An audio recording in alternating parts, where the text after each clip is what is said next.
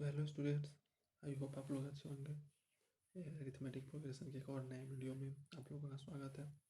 और आई होप आप लोग इस वीडियो में आने से पहले पिछले लेक्चर्स को देखते हुए आ रहे हैं, ताकि आप लोग को बेटर अंडरस्टैंडिंग्स इस वीडियो में मिले, अच्छी तरह से समझ में आए।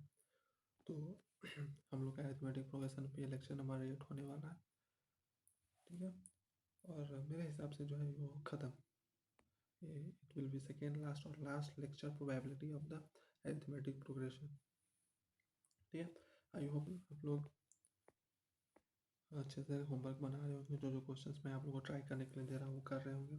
तो इस टॉपिक में, मतलब आज इसके वीडियो में हम लोग जो टॉपिक पढ़ने वाले हैं वो प्रीवियस ईयर क्वेश्चंस को ही डिस्कस करने वाले हैं, और जो कि पिछले 2 वीडियो से मैं हम लोग यही करते आ रहे हैं, ठीक है।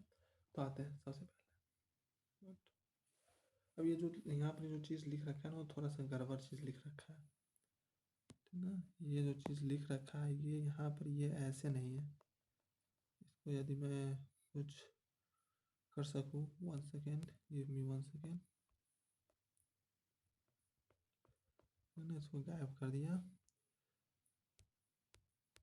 ठीक है। राइट लो, लिखो 3n स्क्वायर,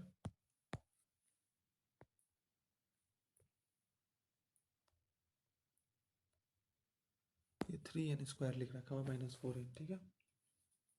ऐसा कुछ लिख रखा है। तो चलो देखते हैं हम लोग देख क्या रखा है। We have Sn is equals to 3n square -4n, ठीक है। हमारे पास Sn जो है वो 3n स्क्वायर -4n है। तो अब मैंने आप लोगों को पिछले वीडियो में बताया था कि S1 और T1 बराबर ही होता है, क्योंकि एक टर्म का जोड़ वही टर्म आ जाएगा, ठीक है। तो S1 यहाँ पे अगर निकालेंगे तो 3 × 1 का square -4 × 1, that is going to be -1, ठीक है।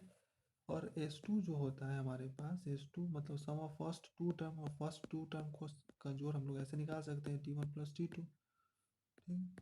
तो n की जगह 2 पुट कर देंगे तो S2 का वैल्यू आ जाएगा, यानी 3 × 2 का square -4 × 2, that is going to be 4 12 -8 यानी 4। यानी अगर आप यहाँ से T2 निकालने की कोशिश करें, यहाँ से तो T1 का वैल्यू -1 पुट कर दे, -1 + T2 इज इक्वल्स टू 4। यहाँ से T2 जो आएगा वो 5 आ जाएगा, ठीक है। T2 5 आएगा। अब T2 जब 5 आ गया और T1 हमारे पास क्या था, T1 हमारे पास -1 था, T2 हमारे पास 5 आया, ठीक है। तो common difference will be T2 - T1। Common difference हमारे पास क्या होगा, T2 - T1, and that is going to be 5 -1 is equals to 6, ठीक। तो 6 आया, यहाँ पे कॉमन डिफरेंस 6 आ गया हमारे पास, हो गया। हमसे पूछा क्या है nth टर्म, तो Tn निकालने का क्या फार्मूला होता है, Tn निकालने का पूछा होता है a। तो ये हमारे पास, तो यही है फर्स्ट टर्म है ना, -1, तो ये हमारे पास -1 प्लस n-1, d हमारे पास 6 है, तो that is going to be 6n - 6 - 1 is equal to, तो 6n - 7 हमारा क्या हो जाएगा, Tn हो जाएगा। आई होप आप कुछ नहीं किया इसमें, फिर से आप रिपीट देखिए। मैंने क्या बोला कि S1 और T1 सेम ही होता है, क्यों, क्योंकि एक टर्म का सम हमेशा एक वही टर्म आ जाएगा। फिर S2 को हम लोग T1 + T2 लिख सकते हैं, तो वही बात यहाँ पर। और यहाँ पे S1 निकालने के लिए n की जगह 2 वैल्यू पुट कर दो, सॉरी 1 पुट कर दो, और S2 निकालने के लिए n की जगह 2 पुट कर दो, तो निकल आया। और उस दो इक्वेशन आया तो उसको सॉल्व किया तो T1 -1 T2 5 आया, और T1 और T2 पता चल गया, तो D निकालने के लिए T2 - T1, तो ये के 6 आया, और Tn निकालने के लिए +n - 1 × D के फार्मूला में और D का वैल्यू पुट करके निकाल लिए। आई होप आप लोग को समझ में आया होगा। The sum of first 6 terms of AP is 42। The ratio of its 10th term, हम लोग को क्या दे रखा है, हम लोग को ये रखा है कि S6 जो है वो 42 है, ठीक है। और हमसे पूछा है T10, पूछा नहीं है, T10/T30 जो है वो 1/3 है। तो हमसे पूछा है first term of the AP, क्या पूछा है, first term of the AP, यानी ए बताना है, सिंपल सी बात है, ठीक है। S6 को हम लोग क्या लिख सकते हैं, S6 को इस इक्वेशन को यदि इधर लिखो तो ये हो जाएगा 6/2 इंटू 2a, ये तो पता करना है, प्लस 6 - 1 d इंटू यानी 5d, ठीक है, इज इक्वल्स टू 42। आप लोग समझ में आया, तो इसको ध्यान से देखा तो 3 6 के पावर में 7 मरते में 7 से अंदर जाएगा तो 2, यानी 2a plus 5d is going to be 40, ठीक है। अब इस चीज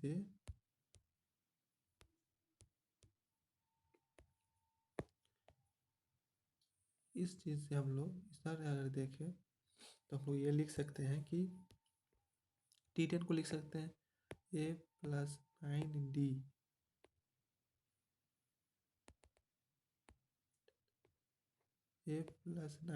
बाई T30 को a plus 29d that is equals to 1/3, simply cross multiply, तो 3a plus 27d is equals to a plus 29d,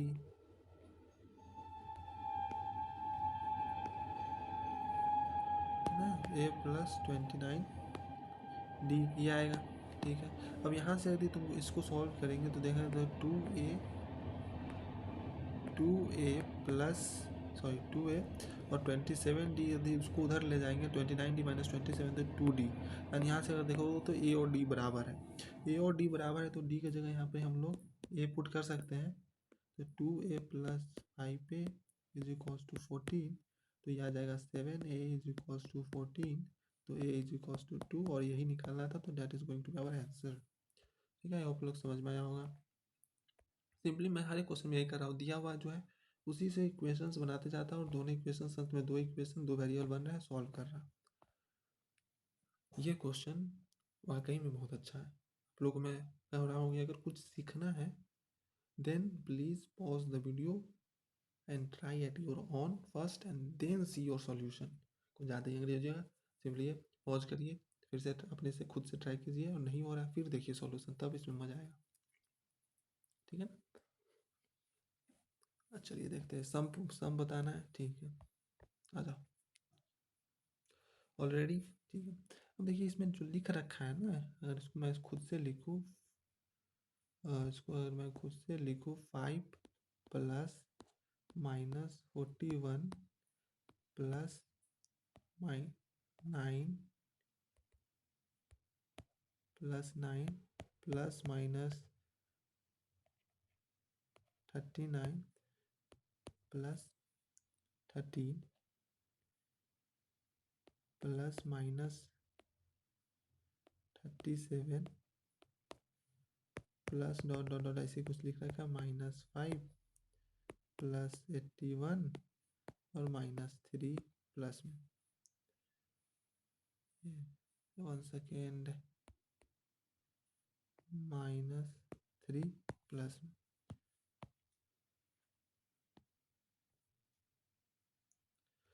I hope आप लोग को ये समझ में लिखा हुआ, तो मैं कुछ खास बताया नहीं अभी तक, बस ध्यान से देखते रहिए। अब यहाँ पर बच्चा को डाउट ये आता है कि सर ये तो जो दे रखा है वो एपी तो है ही नहीं, और हम लोग विदाउट एपी जो है उसका सॉल्यूशन बनाना सीखे ही नहीं है, कि अगर एपी नहीं रहेगा तो हम लोग क्या करेंगे, ठीक है ना। ये एपी है नहीं और विदाउट एपी आप लोग सॉल्यूशन सीखे नहीं है, तो ध्यान से देखिए ये एक्चुअली में छुपा कर कुछ लिखा हुआ है। मैथ में ऑब्जर्वेशन बहुत इंपॉर्टेंट, ये छुपा कर कुछ लिखा हुआ है, और वो क्या लिखा हुआ है आप लोग अगर देख लिए तो बहुत ईजी क्वेश्चन है, ठीक है। अगर ध्यान से देखिए ये पूरा देखा जाए, अगर ऐसे देखा जाए एपी नहीं बन रहा है, कोई दिक्कत नहीं, नो प्रॉब्लम, ठीक है। लेकिन आप लोग ऐसे देखिए इसको, फिर यहाँ से इसको, और फिर ऐसे करके देखते जाइए और ऐसे देखते जाइएगा, तो ये देखिए ध्यान से ऐसे आएगा, कुछ आएगा, ठीक ना। तो ये एपी बना रहा है 5 9 13, मतलब 4 4 सब बढ़ते जा रहा है, ये एपी बन रहा है, ठीक है। और फिर यदि आप इसी में देखिएगा, इसी में आप देखिए इसको इसको इसको, फिर ऐसे ऐसे बढ़ाते जाइएगा, देखते जाइए। तो ये दोनों एक एपी बना रहे हैं, इसमें इट मीन्स कि यहाँ पे दो एपीज बन रहे हैं, एक नहीं दो। यदि इसी चीज़ को मैं ऐसे लिख दूँ तो आप लोग को साफ साफ दिख रहा होगा। इसी चीज़ को मैं ऐसे लिख दूँ, वो है 5 + 9 + 13 + 17 + डॉट डॉट डॉट +81 ऐसे प्लस, अब लिख दूँ -41 + -39 प्लस डॉट डॉट डॉट -3,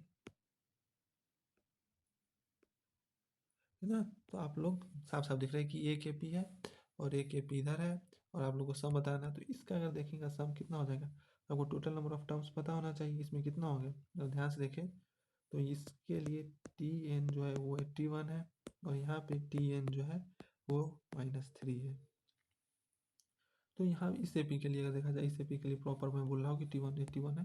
तो ए यहाँ पर क्या है 5 है प्लस n-1 इंटू डी क्या है 4 इज इक्वल्स टू 81, ठीक है।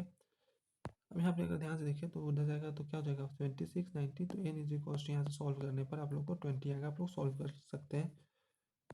मैं टाइम बचाने की कोशिश कर रहा हूँ क्योंकि इजली लीनियर इक्वेशन 1 वेरिएबल और क्लास 6 से आप लोग ये सॉल्व करते आ रहे हैं। -41 प्लस n-1 कॉमन डिफरेंस यहाँ पे देखिएगा -49 39, तो -42 2 आ रहा है इज इक्वल्स टू -3। तो देखिए 44 देन इज 22, तो n इज इक्वल्स टू 23 यहाँ पर आने वाला है, ठीक है। यानी आपके पास टोटल नंबर ऑफ टर्म्स पता है, इसका सम फर्स्ट टर्म सम क्या हो जाएगा यहाँ पर, तो it will become 20/2 into first term plus last term, first term 5 last term 81,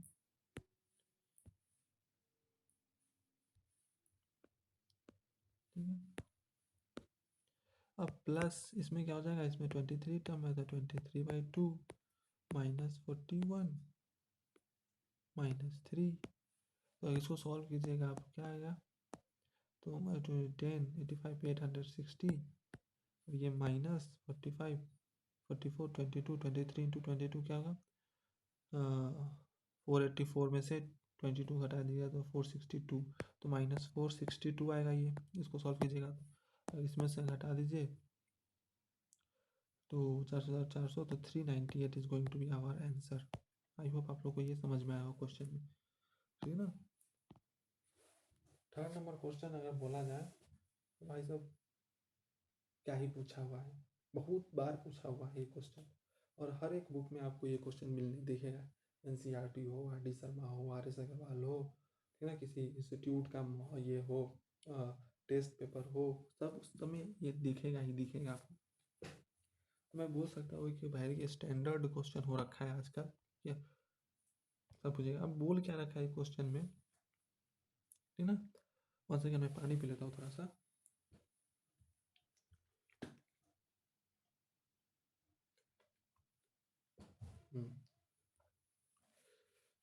I hope आप लोग ट्राई कर लिए होंगे, ठीक ना। बोल ये रखा है कि Tm is equals to 1/n, ठीक है, and Tn is equals to 1/n। कोई दिक्कत, चलिए नहीं, एक ही एपी है, ठीक ना। तो हम लोग बोल सकते हैं a plus m-1 into D is equals to 1/n, और इसी को बोल सकते हैं a plus n-1 into D is equals to 1/n। कोई दिक्कत नहीं। अब मान लेते हैं यदि मैं बोलूँ Tm माइनस Tn कर रहे हैं, if we do Tm minus Tn, then it will become like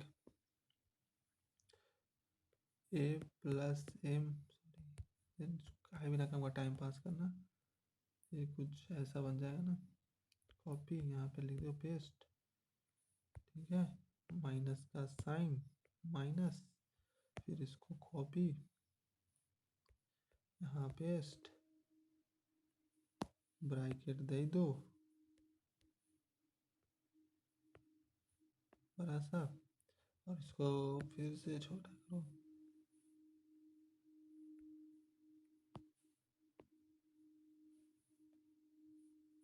Tm minus Tn,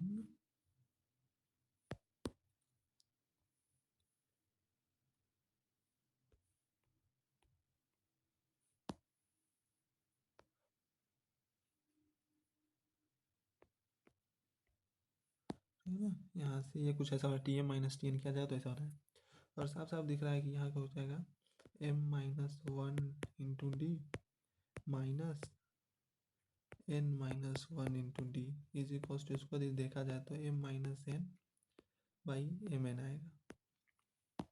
ठीक है, और इसको सॉल्व कीजिएगा ना तो माइनस डी और प्लस डी तो कैंसिल हो जाएगा, तो ये बचेगा m-n × d is equals to m-n/mn। ठीक ना, और ये mn और ये mn कैंसिल हो जाएगा, तो we get d is equals to 1/mn। ठीक है, अब d 1/mn आया, अब d इसमें चाहे इसमें पुट कर दीजिए कोई भी दो इक्वेशन में, तो देयरफॉर मैं बोल सकता हूँ कि a plus m-1 × 1/mn is equals to 1/n। यहाँ से a भी इसको सॉल्व कीजिएगा तो a भी 1/mn आ रहा होगा।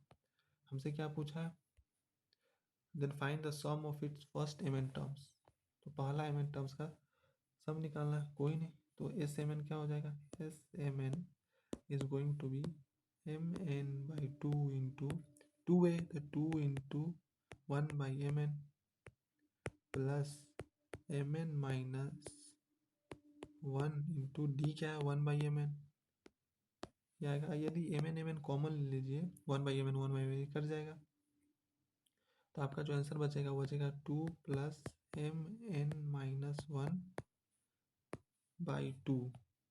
तो यहाँ से अगर सॉल्व कीजिएगा तो प्रॉपर आंसर आ जाएगा mn + 1/2 is going to your answer. ठीक है, आई होप आप लोग को ये क्वेश्चन समझ में आया होगा। अब इस तरह का क्वेश्चन है, find the sum of n terms. इसमें सिंपली क्या करना है, कुछ नहीं, डराने के लिए दे रखा है। ठीक है, तो मैं अब देखिए, अब जितना भी क्वेश्चन करवाऊंगा उसमें कैलकुलेशन पार्ट तक ला के आपको छोड़ दूंगा। ठीक है ना, तो कैलकुलेशन आप कीजिए घर पे, और आप लेके लिए अच्छा होगा। और कुछ हार्ड कैलकुलेशन होगा तो मैं करवा दूंगा। क्या बोला, find the sum of n terms, sum of n terms निकालना है इस एपी का। ठीक है, कोई नहीं, तो सबसे पहले कॉमन ए तो पता है, डी कॉमन डिफरेंस निकालने के लिए क्या करेंगे, 4 - 2/n -4 - 1/n। तो यहाँ से ध्यान से देखिएगा तो यह आ जाएगा -2/n -1/n, तो माइनस प्लस 1/n, तो -1/n आपका ये कॉमन डिफरेंस आएगा। ठीक है, आपके पास कॉमन डिफरेंस है, फर्स्ट टर्म है, देन फाइन। अब यहाँ पर क्या है, एस एन निकालना है ना, तो S N is equals to n/2 into 2 × -1/n, sorry 2 A होता है ना, तो ए हमारे पास यहाँ क्या है, ये हमारे पास है 4 - 1/n plus n-1 into D, यानी डी हमारे पास है -1/n। अब इसको आप लोग सॉल्व कर लीजिएगा, यही आपका आंसर होने वाला है। ठीक है, इसको आगे आप सॉल्व कर लीजिएगा, यही आपका क्या होगा, आंसर होगा। आगे सॉल्व करके जो आएगा so, if the first term of an AP is 5 and the last term is 45, then the sum of all इस टर्म। इस तरह क्वेश्चन मैंने ऊपर अभी जस्ट करवाया है। ठीक है ना, तो इसको ये भी आप लिए होमवर्क है। और यहाँ पे मैं शायद कुछ, यहाँ पे भी कुछ गड़बड़ है, आई गॉट व्हाट गड़बड़ इज देयर। ये जो है वो कुछ ऐसा नहीं लिख रखा है। ठीक है ना, ये जो है कुछ ऐसा है कि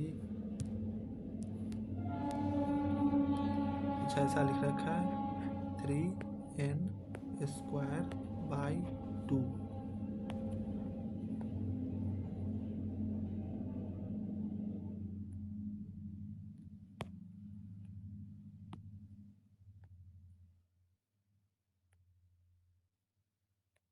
ना कुछ ऐसा लिख रखा हुआ है।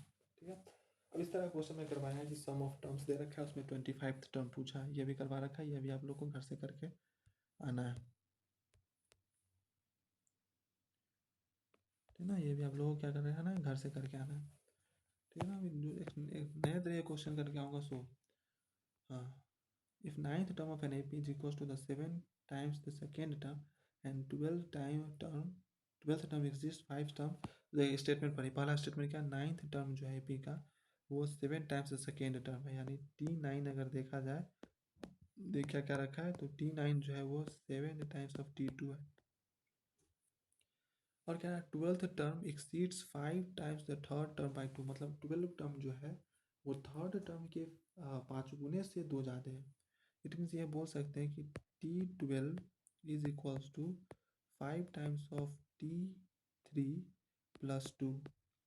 फर्स्ट टर्म और कॉमन डिफरेंस निकालना है, कोई बात नहीं। T9 को क्या लिख सकते हैं, A प्लस 8D, और 7 T2 को तो A प्लस D, तो 7 है, यानी 6, तो 7A होगा, तो 6A is equals to D। ठीक है, अब यहाँ पर देखिए A12 को क्या लिख सकते हैं, T12 को A प्लस 12D, सॉरी 12 नहीं 11D ना, एक कम होता है, इज इक्वल्स टू T3 को लिख सकते हैं 5 इंटू A प्लस 2D, और ये प्लस 2 तो इसके साथ है ही भाईचारा में,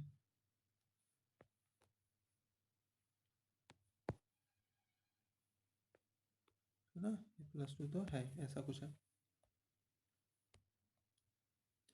ठीक है, अब यहाँ से ध्यान से देखिए, तो ए की जगह मैं डी की जगह क्या रख सकता हूँ, 6 ए रख सकता हूँ, चाहे ए की जगह 6D रख दी, ए की जगह नहीं, हाँ डी की जगह 6 रख देंगे तो ये 66, तो 67A, ठीक है ना।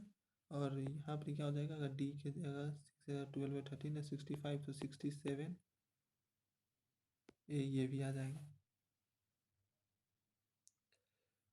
तो थोड़ा सा गड़बड़ हो जाएगा नहीं, 67A प्लस 2, सॉरी यहाँ पर 67A नहीं होगा, ये जो होगा वो नहीं होगा, यहाँ पे 65 होगा, 65 पे, और यहाँ से अगर ए को सॉल्व कीजिएगा तो ए इज इक्वल्स टू 1 आ रहा होगा, ए 1 आएगा तो डी क्या हो जाएगा, 6 आ गया, कॉमन डिफरेंस और फर्स्ट टर्म। अब यहाँ पे आया ना, product of their extremes and the product of their mean, कह रहा है कि 56 को 4 भाग में बांटना है, 64 को 56 को 4 भाग मान लो, फर्स्ट भाग, सेकेंड भाग, थर्ड भाग, फोर्थ भाग बांटना है, ठीक है ना। और ऐसे बांटना है कि ये चारों जो हो वो एपी में हो, एपी में हो, और फर्स्ट का और फोर्थ का प्रोडक्ट, ठीक है, का रेशियो 2 और थर्ड के प्रोडक्ट के रेशियो के 5:6 के बराबर होगा, ठीक ना। तो ऐसा कुछ करना है। चलिए अब तो उसको सॉल्व करते हैं। तो 56 को मैंने बोला था, क्योंकि अब एपी बनाना है तो 4 कंजिक्यूटिव टर्म्स ऑफ एपी बनेगा, तो 4 कंजिक्यूटिव टर्म्स ऑफ एपी के लिए क्या करना है आप लोग को, तो सबसे पहले कैसे मानना है, तो A-3D, A-D, A plus D, और A प्लस 3D मानेंगे, कोई दिक्कत, आई होप सो नहीं होगा। ठीक है, अब बोलो इन सभी, क्योंकि इन सब ये 56 को ही 4 भाग में बांटे, तो 50 इस सभी का सम 56 आना चाहिए।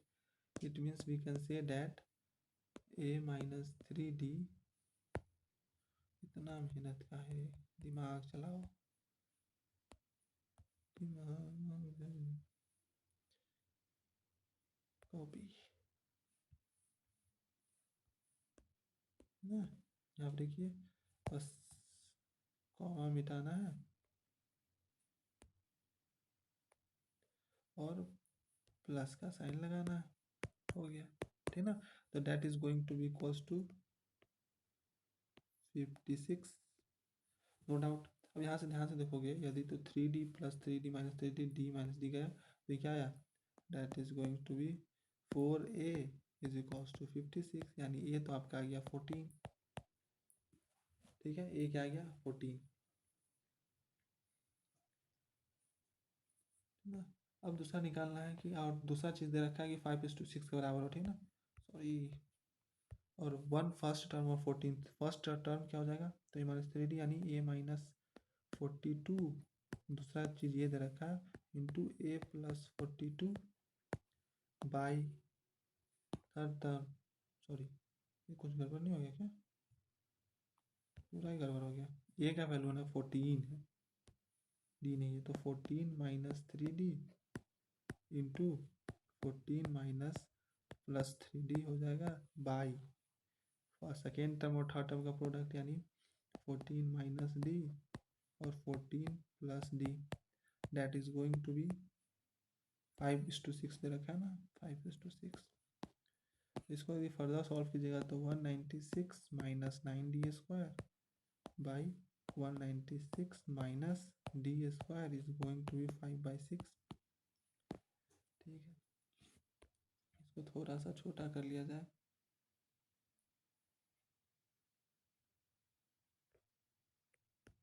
ठीक है, अब यहाँ पे ध्यान से देखा जाए तो इसको अगर क्रॉस मल्टीप्लाई कीजिएगा तो 196 इंटू 6 आएगा, 196 into 6 minus 54 D square is equals to 196 into 5 minus 5 D square,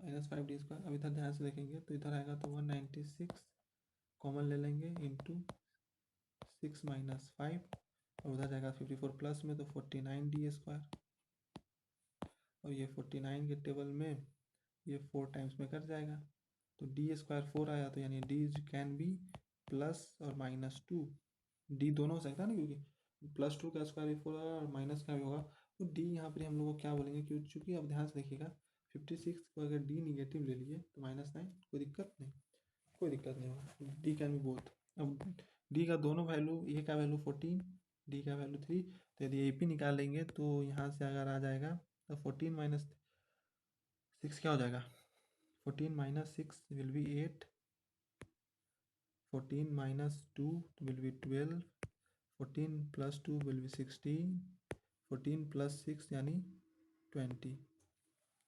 so we can say that ये 56 आएगा। अगर -2 भी लेते हैं ना तो यही रिजल्ट आता है, यानी 4 ये भाग में बांटना होगा। ठीक है, अब मैं उस दिन मैं बता रहा था कि अगर 4 टर्म ऑफ एपी बोला है, कुछ ऐसा क्वेश्चन में हिंट है, तो आपको कैसे मानना है इसलिए बता रहा था, क्योंकि अगर यहाँ पर ए प्लस डी, ए प्लस 2 डी, ए प्लस 3 डी और मानते तो यहाँ पे डी कैंसिल नहीं होता, और डी कैंसिल नहीं होता तो आप लोग को सॉल्व ए और डी में एक इक्वेशन आता है, और उसको सॉल्व करने के लिए आपको एक और इक्वेशन चाहिए जो कि दे नहीं रखा था ए और डी में। ठीक है, आई होप सो आप लोग को ये समझ में आया होगा। ये अब मैं अच्छा ध्यान से देखिए, मैं इस तरह क्वेश्चन पिछले करवा रखा हूँ, और जो बच्चा पीछे से देखते हुए आ रहा है और इस क्वेश्चन को देखते ही उसको एक रिजल्ट माइंड में रिकॉल हो रहा है, देन आप लोग कमेंट करके बताइए कि मैं रिजल्ट से गया, बेसिक से नहीं गया, मैं रिजल्ट से ही बताऊँगा। ठीक है, क्योंकि मैंने रिजल्ट बताने में मेहनत किया था, और इसलिए मेहनत किया था ताकि आप लोग सीखें और रिजल्ट क्वेश्चन देखें और उसमें याद आ जाए कि ये रिजल्ट लगने वाला है, और अच्छी तरह से रिजल्ट डिटेल में बताया था मैं। तो ध्यान से देखिए, सम ऑफ फर्स्ट 7 टर्म्स और 49 को 7 का स्क्वायर बोल सकते हैं, गुड। फर्स्ट क्या है, 17th टर्म्स 289, तो ये एक तरह से नहीं दिख रहा है कि आपको 17 का स्क्वायर है 289, तो ये ऑड नंबर्स का सम कुछ आ रहा है, sum of first n odd numbers, sum of first n terms of AP क्या हो जाएगा, that is going to be n square, simply fact answer आप लोग को लिखना पड़ेगा। ठीक है, if the ratio of the sum of first n terms of the APs is, तो अब देखो APs है, इट मीन्स कि 2 AP है, ठीक है ना, 7n + 1 4n + 2, find the ratio of their mth term. So अभी इसको ये स्टैंडर्ड क्वेश्चन है, आप लोग इस बार एक बार घर से ट्राई करके रखिएगा, मैं नेक्स्ट लेक्चर में इसको बताऊंगा, उसको भी आप लोग घर से ट्राई करके रखिएगा। नेक्स्ट क्वेश्चन कुछ खास है नहीं, लेकिन फिर भी करके रखिएगा, नेक्स्ट क्वेश्चन में बताऊंगा, और इसको भी लिख लीजिए, नोट डाउन कर लीजिए कॉपी में, इसको भी घर से करके लाइएगा, फिर नेक्स्ट लेक्चर में मैं बताऊंगा। और आई होप सो आज के लिए इतना ही, थैंक यू आप लोगों का बहुत ज़्यादा, thank you, thank you very much ना, एंड कीप स्टडिंग, क्योंकि काम तो पढ़ाई करने से ही चलेगा।